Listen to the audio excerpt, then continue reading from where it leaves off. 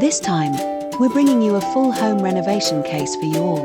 The property is about 22 years old, it's 2 stories, and it's roughly 1,100 square feet in total, plus you've got a front and a back garden as well. Let's take a look at the floor plan. On the ground floor, there's a living room, a kitchen, and 1 toilet.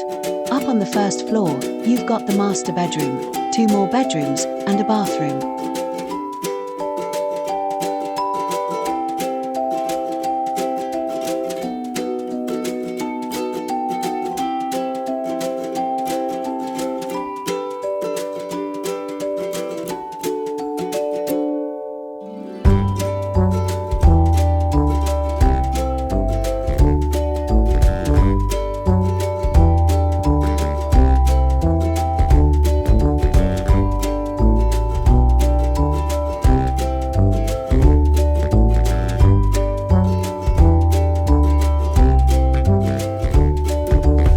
Episode teaser: Major renovation project Demolition.